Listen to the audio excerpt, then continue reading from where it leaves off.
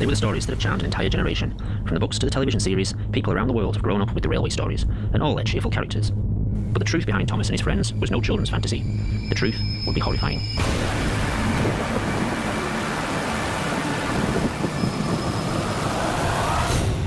It is 1945, and the remote island of Sodor, off the northwest coast of England, has emerged from the fog of World War II, relatively unscathed and untouched. The island served as a detention camp for Germans living in England. That's how Professor came to be here. Professor Wilhelm Goethe was born in 1903 in Munich, Germany. A doctor in biology, he became a prominent advisor to the ruling party in the 30s. In 1939, as war escalated, he, his wife Olga, and 4-year-old son Hans fled the country.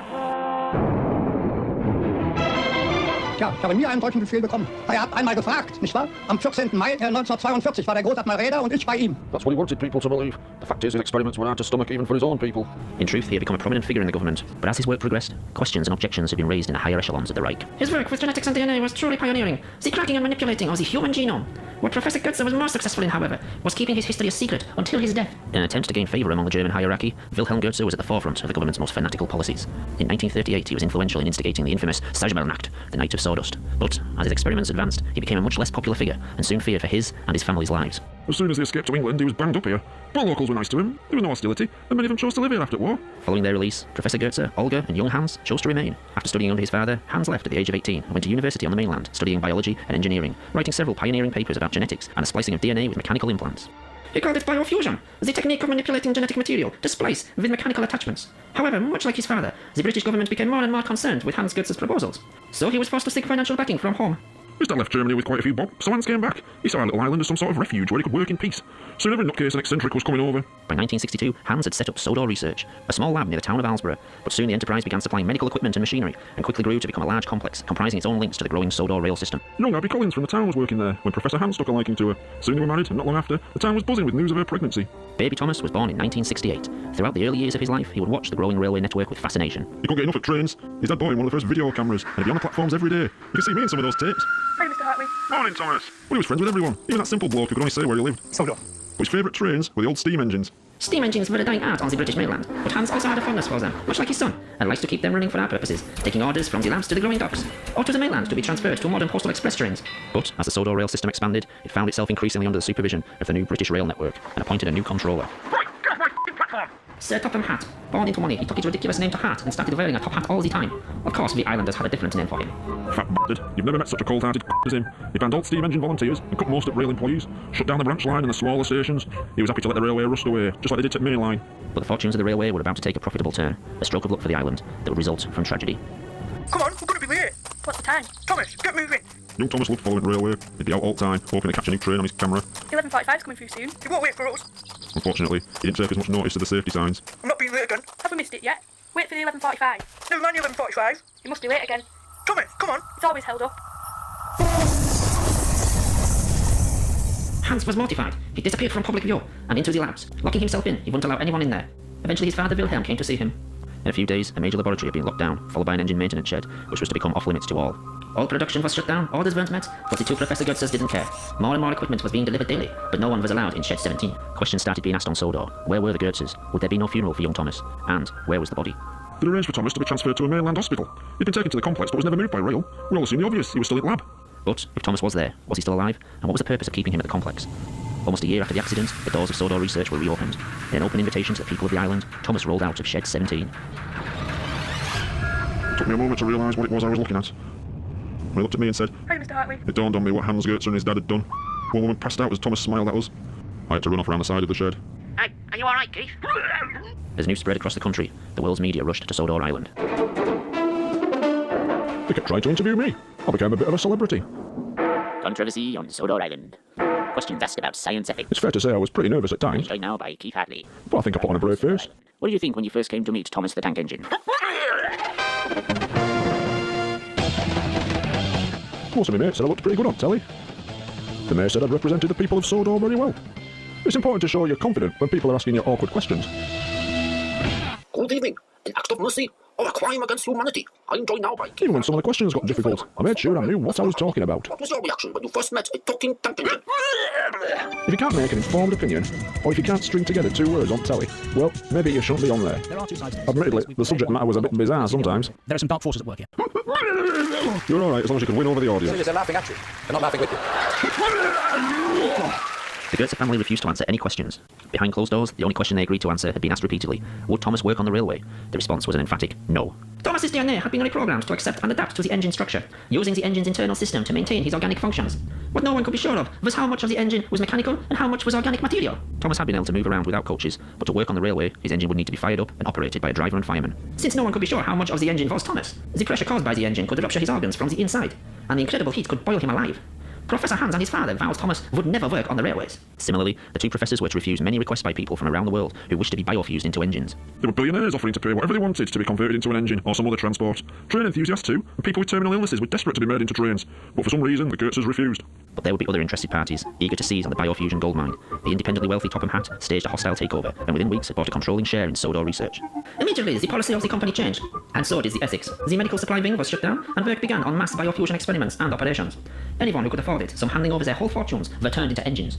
But, along with the new policy, there would be worse to come. Biofused engines would be allowed, then obliged, to work on the railways. The first one we fired up was James. He didn't have the money some of these people had, and so agreed to basically sign his life away if he wanted to experiment further, or to take massive risks like this.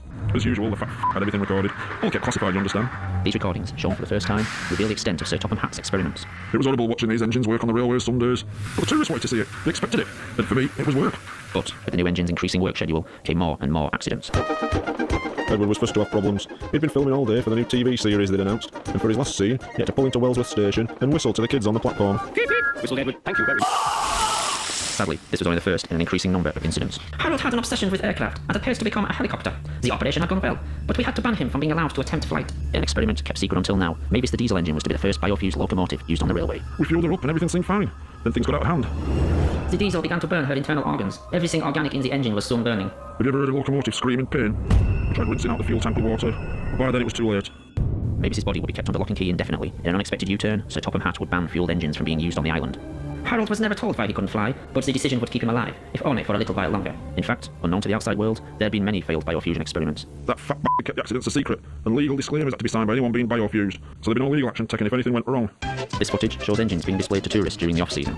Many of these engines were failed biofusion experiments and were too ill to work, or were already dead. They had to put a stop to that though. With all accidents happening, everyone started asking the same thing. Why had Thomas, the first engine, worked so well? Despite all the troubles the other engines had, Thomas had worked fine, seemingly oblivious to the other engines' problems and accidents. Keeping their problems a secret from the outside world, Sodor Research began selling the technology to other countries in multi-million-pound deals. These countries would have less qualms about the use of fuel engines, and even the modern electric trains. Even failed biofused engines were being displayed publicly, in what would become a kind of freak show. To his horror, Professor Hans Goetze saw what this was leading to, slavery of engines, and immediately resigned. His father, Wilhelm, would go one step further.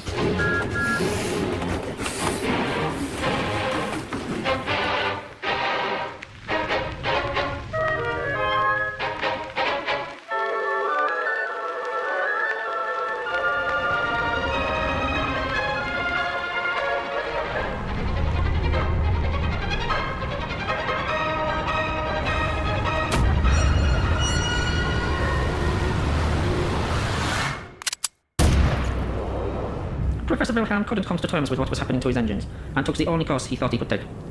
That fat got a load of us rail staff over to his house to clean up after the body was taken away. You should have seen it. Sawdust everywhere. It took us days. But such attempts to keep the incidents on Sodor secret were short-lived, after a very public accident. Gordon paid an enormous amount to be Sodor's first 462 configuration engine, much bigger than any other engine at the time. We were terrified that fat shit would make us fire up that huge engine. We were shocked to discover he had insisted on being able to work on the railway. So, one night, after the regular staff had finished for the day, some of the rail staff and I fired up the engine. As usual, these experiments were filmed. This footage has never been broadcast before. Dr. Ruth and I filmed it all. It might be a bit shaky, it was handheld. At first, Gordon complained about the heat, then that turned to pleas to douse the fire. But that fat bastard held us back. He wanted to see what would happen. He argued he had put a lot of work into Gordon, and the chances to getting working were too great an opportunity. He was literally cooking from the inside. By the time we were allowed to act, it was too late. I wasn't as near to him as some of them. All I could do was run. I was lucky to get away with some singed clothes. Others weren't so lucky. The fateful few hours following the accident would seal the fate of Sodor Research. The fat stopped us trying to put out the fire, insisting that any evidence would fall back on us. He kept repeating, this was all your fault, you knew the dangers, you're legally to blame. He stopped us calling for ambulances or the fire brigade. We told him, these are injured people here. They're going to die unless we do something. But he kept saying, no one from the outside can come in. No one can see this. Finally, someone suggested we airlift them to hospital. Harold was banned from flying for his own safety, but we thought the risk was worth it. Fueling Harold was a nervous experience. Would he have the same reaction Mavis had? We all breathed a sigh of relief and loaded the injured people aboard. Then it all went wrong.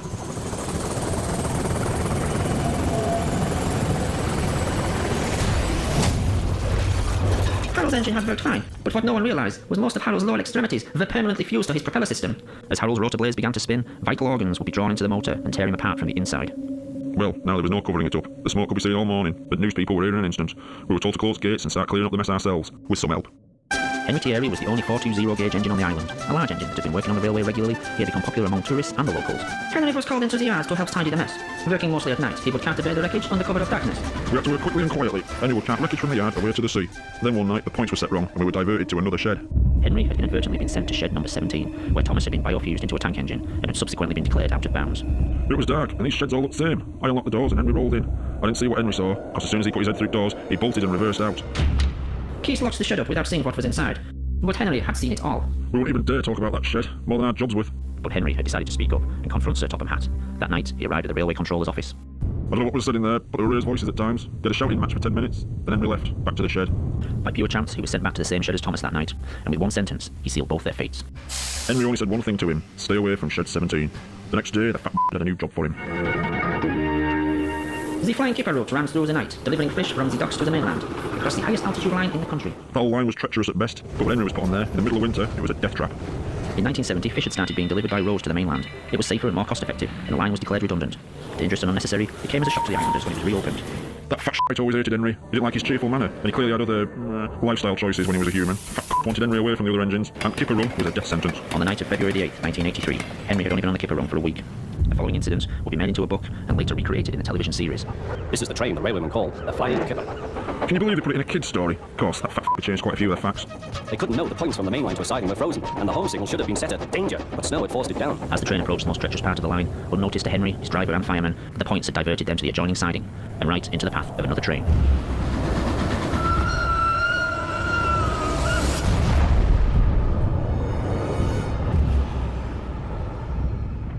Henry's driver and fireman had jumped clear before the crash. In fact, Al and Barry died from their injuries. Slowly, in snow, the poor b****s. By midday, the recovery operation was underway, and Sir Topham Hatt had arrived. Cheer up, Henry, it wasn't your fault. Ice and snow caused the accident. These images from a train spotter's camera were taken the evening before, and were successfully covered up by the Sodor Railway Board for 10 years. There's a railway spike in points, blocking them. Of course, that disappeared by the time we got there. I'm sending you to Crewe, a fine place for sick engines. Crew, we all knew what that meant. They'll give you a new shape and a larger firebox. Crewe was, at the time, one of only 2 scrap metal yards in the UK capable of handling and recycling organic material, as well as engine parts. You'll feel a different engine and won't need special coal anymore. With those few words, he'd sentenced Henry to death. Won't that be nice? Yes, sir, said Henry doubtfully. Everyone knew he wouldn't see him again, and everything was sewn up nice and neat for that fat As news got out about Henry's accident, it didn't take long for Thomas to realise Henry had been disposed of because of what he knew. The next evening, Thomas had been put on his own for the night at Knapford Station. As his driver and fireman left, under what was left of his own steam, he set off the Sodor Research Complex. He had a small amount of burning fuel in his firebox, but he was mostly moving under his own strength. It took Thomas 3 hours to get to the complex, the efforts to get there nearly killing him. Thomas arrived at midnight. With no one around, he made his way to the shed where he was created. What he found was the answers to his questions, and many others. Since Sodor Research had become producing biofuels vehicles, the world had asked, why had the first biofusion operation worked so well, but nearly every operation since had failed? Sadly, Thomas found the reasons inside.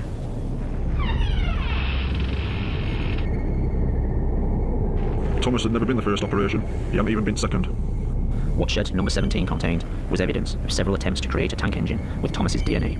These had been early tests made by people with no experience of an experiment on this scale. Ill-planned and unprepared, these procedures had used DNA from the human Thomas and had been as much the real Thomas as the tank engine the world had come to know and love. To us, Thomas the tank engine had been the Thomas we all knew as a boy, part of the family the whole island's population had known and respected since Wilhelm first arrived. In actuality, this tank engine was no more the real Thomas than all the failed creations made over the 12 months before. This Thomas had all the human Thomas's memories and experiences. He had learned what Thomas had learned, known who Thomas had known, but so had all the previous failures. Wilhelm and Hans Goetze had to learn through trial and error how to bring their Thomas back from the dead. The following experiments had not had the same work put into them, resulting in the freak engines and aircraft that had developed so many problems on Sodor Island and around the world. In Shed 17, Thomas wouldn't discover who he was, but in fact, who he wasn't.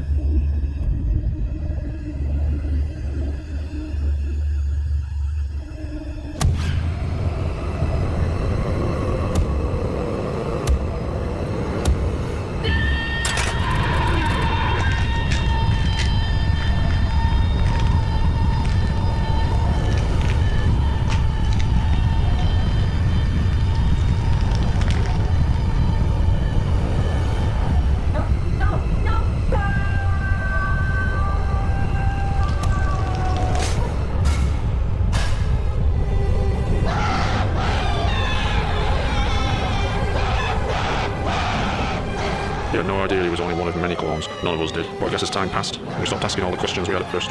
We were just glad our friend was back with us. He could work for us. He became our servant in a way. Someone who drew in the crowds, helped create jobs, was eager to work. Thomas always thought of us as his friends. Sadly, over time we came to think of him as just really useful.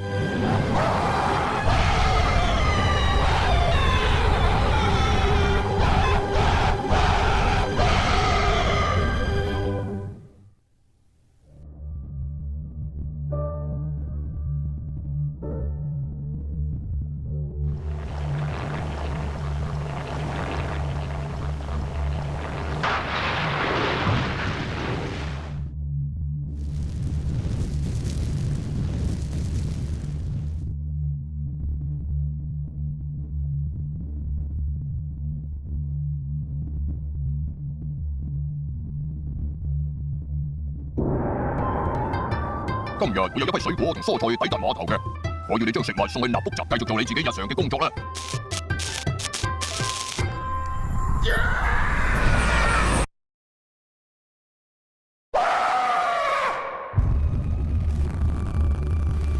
Loyalty, honour, respect. When you lose even one of those, you take something away from those around you. The ones you love, your friends. We let down those closest to us, without ever realising we'd done so. The people that didn't leave work at night. They worked the railways for the love of railways. They weren't silenced, they weren't subdued. They just didn't have anything to object to. By the time they realised there was a problem, it was too late. We didn't stifle them, we didn't lock them away, we didn't lie to them. We committed the worst sin of all. We just didn't listen.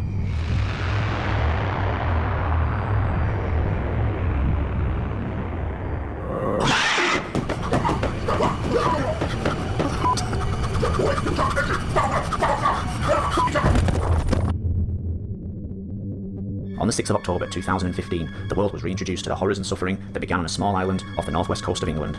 I don't think the documentary showed anything we didn't already know. People had just become desensitised to what had happened to Thomas and his friends. The reaction, or rather, overreaction, began straight away. This young man in the USA had become so traumatised by Shed 17, he had memorised all the dialogue and would do nothing but watch the programme in a loop, mouthing the words. The town was buzzing with news of her pregnancy. He would later be taken away to a psychiatric unit. Many viewers would be offered similar treatment, often being asked to illustrate what scared them, and confronting it as a successful therapy. This young man began making his own model railway stories as a form of treatment. Soon many of these people would be allowed limited access to the outside world, even beginning to form social connections to people, and in some cases, form friendships. After the Thomas incident became public, the tourist trade began to dry up. People stopped coming to Sodor for biofusion operations, and so there were massive layoffs on the railway itself. Numerous attempts were made to salvage the tourist trade on Sodor. Finally, in a last-ditch attempt, the railway was promoted with an ill-judged celebrity endorsement. Oh, the train. But it wouldn't just be young people suffering. Many would suffer trauma in their own way, both human and biofused.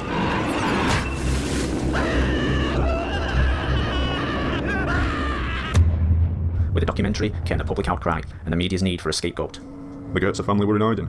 The fat had vanished with all his money, and there I was, in full public view, being blamed for the whole thing. Do you want to apologise for this? Frankly, you should know better than that. Bloody hell. I was finally given the chance to tell my side of the story on national television, tell people what actually happened, and acquit myself in the eyes of the public. Mr. Holly, are you to blame for the events on Sodor Island? Well, let me tell you, I am not. I am totally to blame for what happened to Thomas and all his friends, and I'd do it again tomorrow. Last time I go on Channel 4. But the public outcry would bring an anonymous whistleblower out into the light, someone who would reveal more facts about the events on Sodor Island, both before and after the Thomas incident. I worked closely on a television series in the early 80s, so I was around the engines at all times. It's only now, after I can't make a difference to those engines' lives, that I've heroically decided to speak. As the government finally relented and shut down the whole biofusion operation on Sodor, a tragic dilemma faced the scientists. Some people were still in the biofusion process. Being in process is the last place anyone wants to be. They had to complete their procedures quickly, or they'd be left to die. That meant turning them into the simplest form of life that existed. Trucks, particularly the faceless ones, rarely had the brain capacity to retain long-term memory. They were the lucky ones.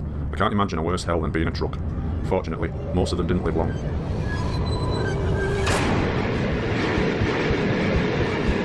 Biological organs exposure to the open world meant an increased risk of infection and slow, painful death. Fearing being shut away forever, some trains would seek opportunity elsewhere. Chris Duck Dixon and Oliver Surname's dream was to work on the famous Sodor Railway. They were childhood friends who shared the same love of trains. They'd made a pact to become engines. Sadly, it came too late. The ban on biofusion came into effect just after Oliver and Duck were looking forward to working on the railway. When it looked as though they would be locked away forever, the Japan Railway Group offered them work on their railway. Duck and Oliver jumped at the chance. The travel was paid for by the Japanese railway, and they couldn't wait to be there. Unfortunately, arriving in Tokyo, Duck and Oliver would find that, under Japanese law, they weren't recognised as human beings, and so had no rights at all. They would soon learn their true fate.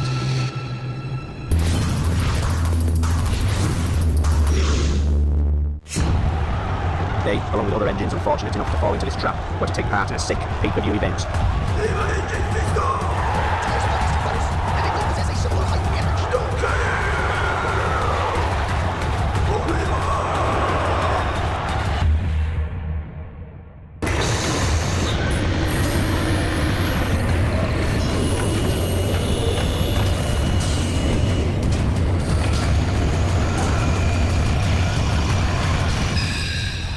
Fitted with pneumatic joints, stabilisers and supports, they were ready for the main event.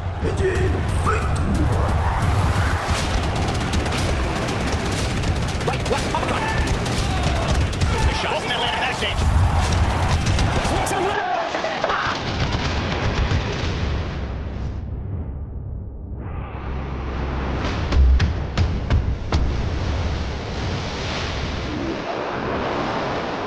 They both knew this was a battle to the death, so they had to put their friendship aside. There was only one way to survive.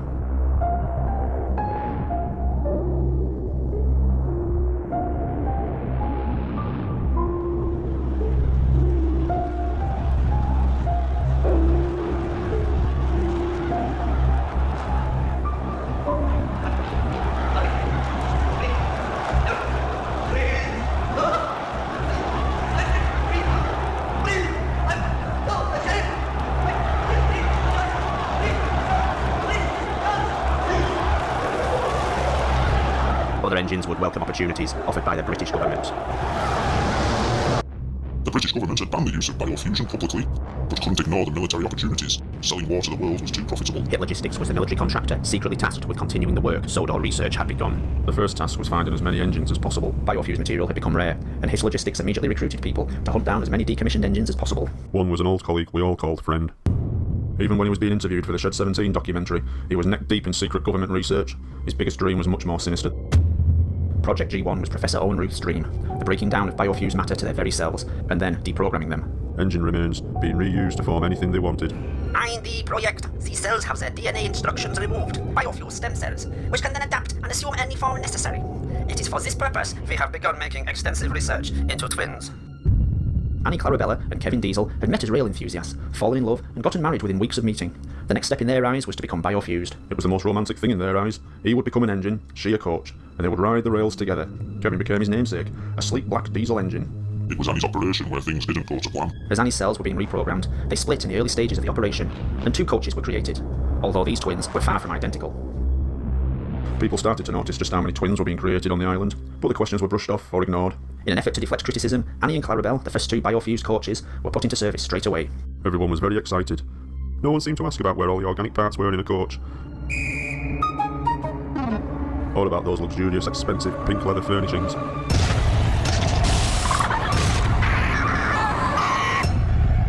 I don't even want to tell you what they found in the toilets. Following this disaster, Annie and Clarabelle would be kept out of the public gaze. One would stay with her husband, the other sent away to Hit Logistics. Diesel was forced to make a heartbreaking choice, which of these ladies to spend the rest of his life with. It must have taken him all of 2 seconds. For Annie, a lifetime with her husband, hidden away from the public gaze. For Clarabelle, the safety and care of Hit Logistics. Hit Logistics weren't just interested in how twins were created, it was the abilities they had because of it. The telepathic links between twin engines was found to be incredibly powerful. The psychic links found in natural twins is profoundly more powerful in biofused vehicles. Of course, essentially, these are the same person. Hit Logistics would use what they had learned to work on duplication. A volunteer soldier could be biofused exponentially, creating copies of those cells. Think of it, a willing human participant, not just controlling a weapon, but becoming the weapon. Able to react to danger and orders in a fraction of the time. To maintain the secrecy of these illegal experiments, the soldiers' faces would be covered up, so that they only give away was a cry of discomfort when a vehicle was damaged or a tank shell was fired.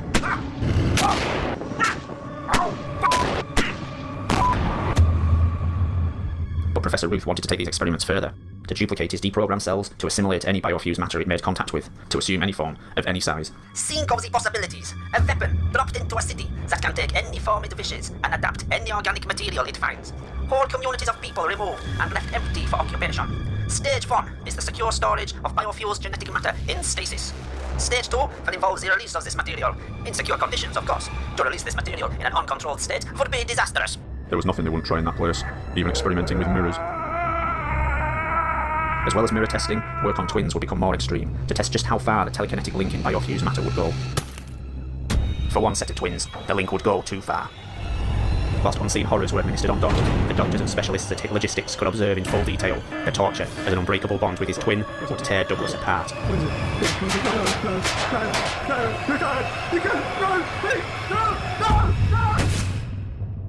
HIT Logistics would also be seen as a welcome refuge from another threat on Sodor.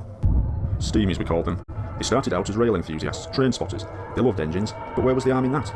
But when living engines were introduced on Sodor, they couldn't get here fast enough. Most were seen as enthusiastic volunteers on the railway, some getting permanent jobs. Now the Steamies' obsession with engines had a new, darker place to vent their frustrations. James were the favourite engine. Sometimes every night for weeks, they'd gather at the turntable and play Spin the Engine, spinning him round until everyone had had a go.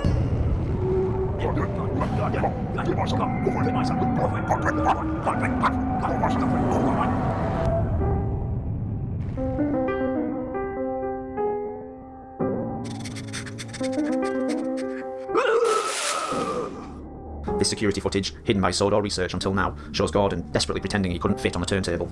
But James was always the favourite, even to the television writers. James's driver and fireman were feeling him all over. But I had nothing to do with any of that business. Not after the first time. With the closure of the railways, the engines were hidden away, and the Steamies would go underground and bide their time. And it would be 30 years and a new documentary before anyone cared. Before anyone asked, why did this happen? Where were the engines? And what can we do about any of it? With protests aimed at the government and HIT Logistics, the destruction of the evidence was speeded up. Unnecessary engines would be incinerated, quickly and brutally.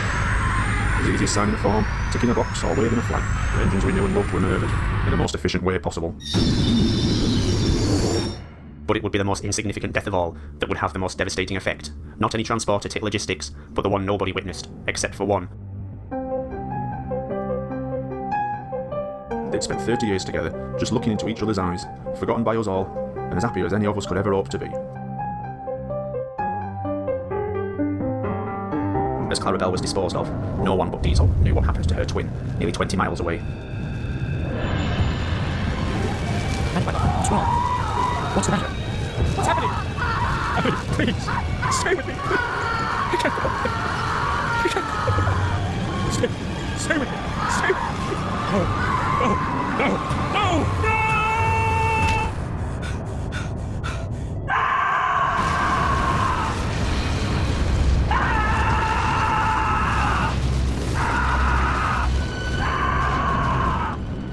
But it wasn't over for Diesel. He had to get out. As terrible as seeing his wife perish was, the worst was yet to come.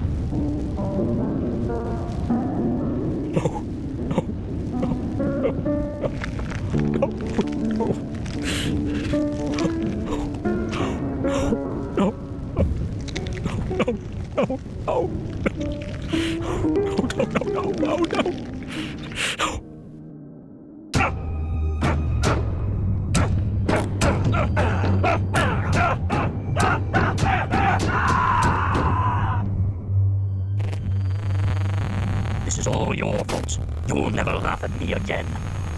The rights of biofuse engines will be ignored no more. The secrets of Sodor will be revealed. The state-sponsored torture of engines must be stopped. Diesel would form the Sodor Liberation Front. His dream was to make Sodor Island a home for engines and other transport, free from the tyranny of human beings. And we will not stop until the island of Sodor is recognized as a refuge for all engines. Meanwhile, the remains of the engines will be disposed of. The remains at HIT Logistics would be moved off-site to a quarry in the Blue Mountains of Sodor. 6,000 pounds of desiccated biofuse matter. Its location, the real mystery. And tending to this top-secret site was the only engine in the UK still being illegally operated. Oh, we can do pretty much anything we want to. A bit of black stuff. Yeah, black stuff. This undercover footage reveals how Ferdinand was being forced to work, controlled by his addiction to Welsh coal. We used Welsh coal to get the weaker engines started up, to give some engines a kick when they were struggling to get up in the morning. We never realised all the effects it was having on some engines. Here they come, man. No. What are you looking at me for? Oh, let's not look at funny engine. Is that right? Let's not look at funny engine. You don't look at funny engine. Welsh coal acted as a narcotic on the engines. Prolonged use would lead to addiction and dependency. That's right. As Welsh coal addiction became a bigger and bigger problem, dependency increased on the set of the television series. No, you'll never win first prize. Percy moaned. Don't worry, Percy. Thomas Puff. All I need is a good watcher. One morning, Gordon was in the yard taking on a large supply of coal. That's the third load of coal you've had today, Gordon. Some might say you're being rather greedy. Increasingly, engines would cause what appeared to be accidents, but in fact were attempts to get exposed to Welsh coal. But prolonged use would result in permanent brain damage. Dealers on the set, violence among the actors. We knew there were a problem when Gordon started talking to the voice in his head, telling him to do things, bad things. Yes, said Gordon, I will. Hit Logistics would later take Welsh coal research to its natural conclusion. High-speed steam engines would be pushed to their limits on high doses of the coal. As pressure from the media increased, and fearing more bad press, Project G1 was put on hold, its future uncertain. Stage 1 stored away in what Professor Ruth called a controlled environment. He'd dug his own grave, appearing in that documentary, as well as working at Hit Logistics. But he didn't see anything wrong in that. And so, just like everyone else, he blamed me for everything, even Smudger. Smudger's story had been a children's favourite around the world. Smudger worked on the Mid-Sodor Railway. The mine the engines worked on didn't make much, but it was enough to keep them going. Smudger was moved there because of his faults. His wheel alignment was off, meaning he'd come off the rails too often. Unfortunately, the cash-strapped mine company couldn't afford the repairs. Their solution would be barbaric. They dismembered him, taking away his wheels and opening him up. The butchers turned him into a steam generator. Shut off from all sensation, Smudger powered the mine for many years. Alone with his thoughts, he would slowly lose his mind. When business dried up, do you think they come back for Smudger? Did they, hell? He were left there for years. Everyone had forgotten him. In a way, it would have been better for Smudger if he'd been forgotten forever. Unfortunately, one group of people had not forgotten, and were still on the lookout for engines for their own brand of fun. With the advent of the dark web, Steamies could now safely connect online, sharing their sick fantasies. But Smudger wasn't a fantasy. Smudger was waiting for them. All looked up and nowhere to run. A sitting duck for the Steamies.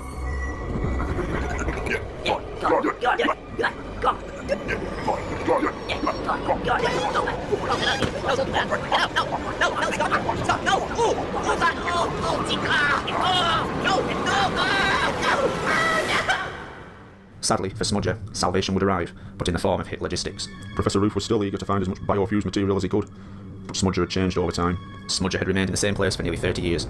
His organic parts were no longer just part of a steam engine, they had become shed. Smudger and the shed were one and the same. They couldn't be removed. No, wait, no, oh God, no! No, please, wait, no, wait, no, God, no!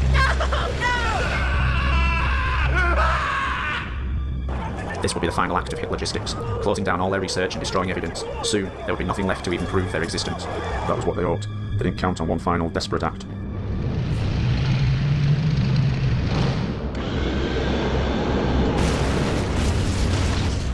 Cranky had been driven mad by all the things he'd seen working for the government, but the worst thing was having to keep it quiet for all those years. Unfortunately, Cranky's genetic structure meant he couldn't turn around fully, not without breaking the entire circulatory system to his head. Effectively, he was condemning himself to a painful death.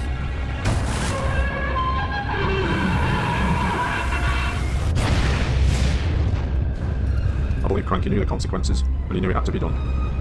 But his wouldn't be the only sacrifice that day.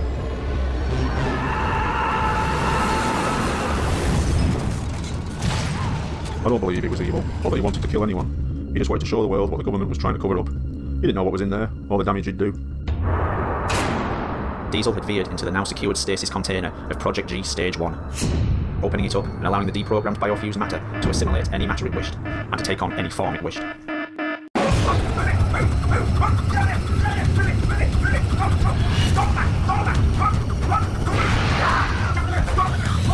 Lads, I looked at the mirror, lads! Any biofused engines in there didn't stand a chance. They were dragged into the canister.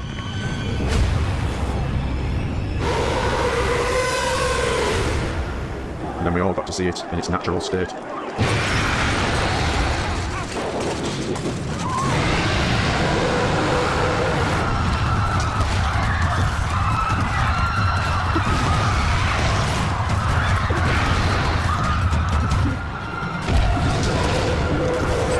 The reality of the situation sunk in, government forces were deployed.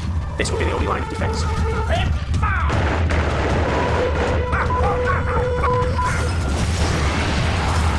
But Project G1 was more than capable of defending itself, and would take whatever action was necessary.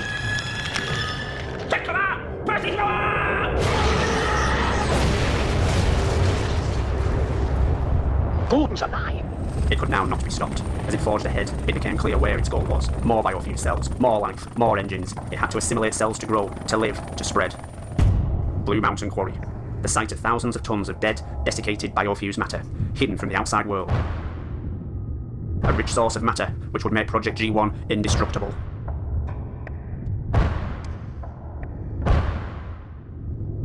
It were drawn here, to be with its own kind, the last vestiges of Sodor's engines. It was trying to find peace. Realising Project G1's destination and intent, the military provided it with what it was looking for.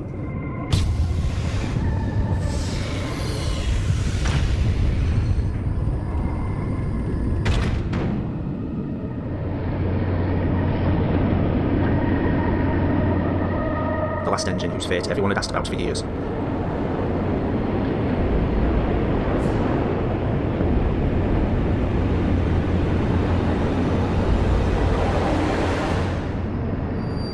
28 operations to try and reconstruct him as a human being, he had remained behind closed doors, unwilling, until now, to show the world the monster he had become.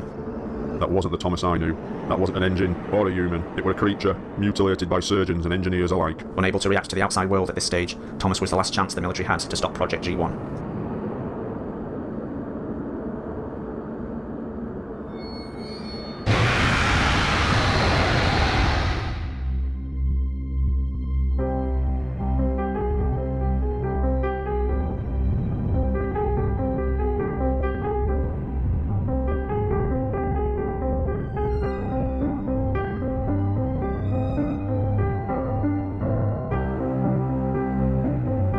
Finally, the nightmare were over.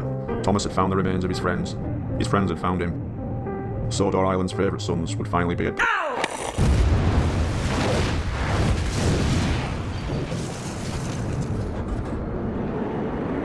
The mystery of the Blue Mountain had been solved. 6,000 tons of desiccated, dehumanized biofused matter, hidden in full view. And now used as a weapon.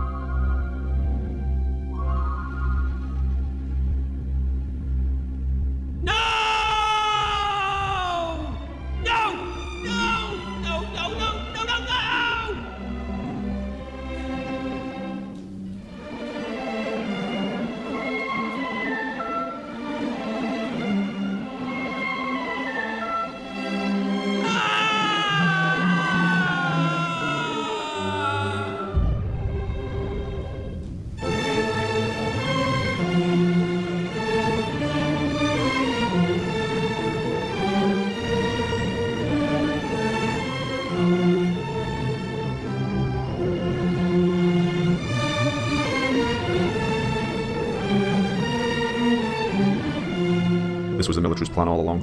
There was never any intention to allow them some kind of peace. And with that, Thomas lost his only link to the past.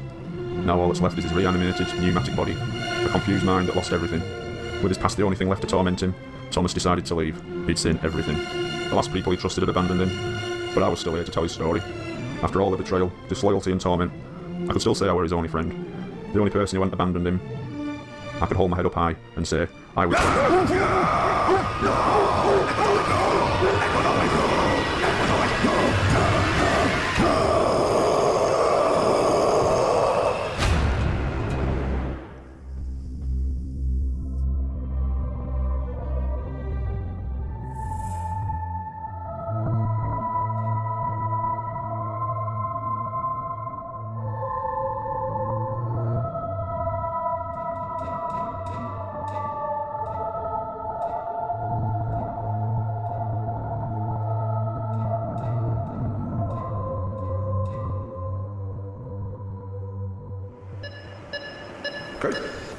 Keith, can you hear me, Keith? Can you hear me, Keith? Stay with me now. Stay with me now. Okay, let's shocking.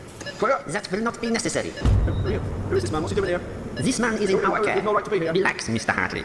You are in our capable hands now.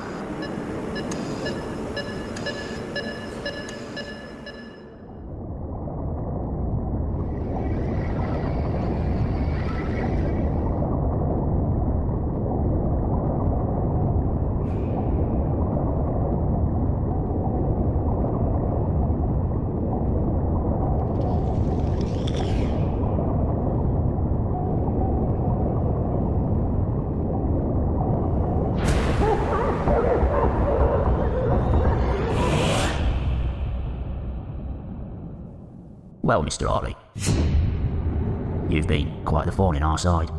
The wrench in our works, the leaves on our rails.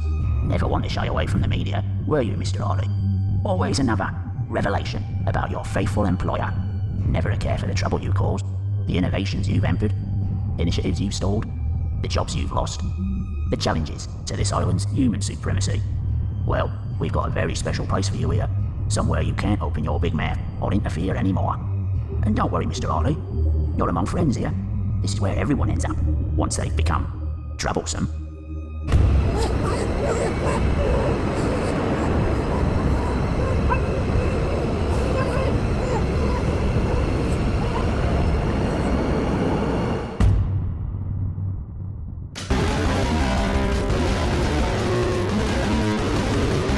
Next week, Colonel Babar, his bloodthirsty rise to power, the genocide of the Rhinoceros Kingdom, and his ultimate demise at the hands of his own people.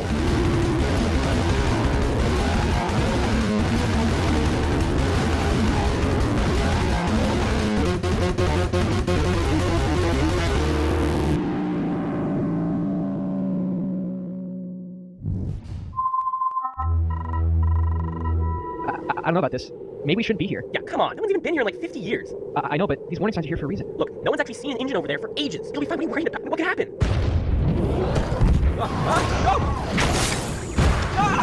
Oh my god!